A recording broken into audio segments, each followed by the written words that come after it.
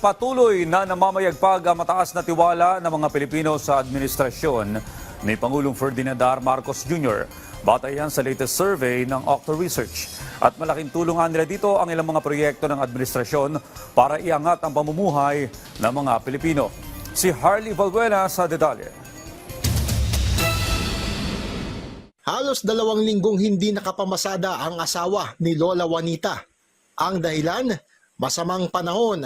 1 week po siya nagkasakit, 1 week po siya nang hindi nakapag-tricycle gawa nung binabaha po kami dyan sa tulay ng Pael. Dahil dito, kapos na ang kanilang budget sa kanilang pangangailangan. Naging takbuhan ni Aling Juanita ang Kadiwa Store. Dito kasi mabibili ang murang bigas sa ilalim ng administrasyon ni Pangulong Ferdinand R. Marcos Jr. Halimbawa, magkano ba yung bilhin niyo sa palengke, magkano yung tipid niyo? Kunwari, 50 pesos, di 30 pesos bawat kilo ang matitipid ko.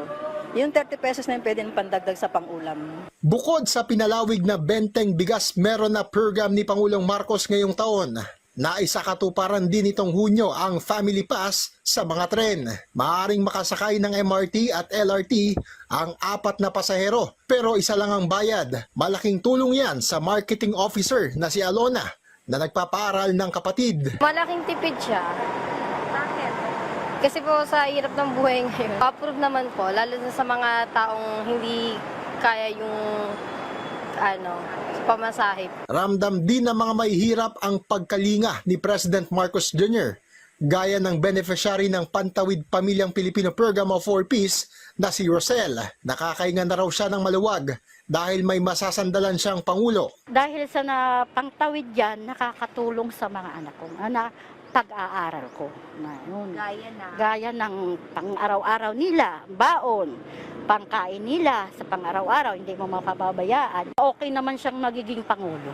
Batay sa pinakabagong tugon ng Masa Nationwide Survey ngayong ikalawang quarter ng 2025, umarangkada ang performance rating ng Pangulo. Mula sa 59% noong April ay sumipa ito sa 62% ngayong Hulyo, habang ang kanyang trust ratings lumobo sa 64%. 4 na puntos na mas mataas kumpara noong Abril. Dahil dyan, naungusan ni Marcos Jr. ang iba pang mataas na opisyal sa pamahalaan sa parehong trust at performance ratings.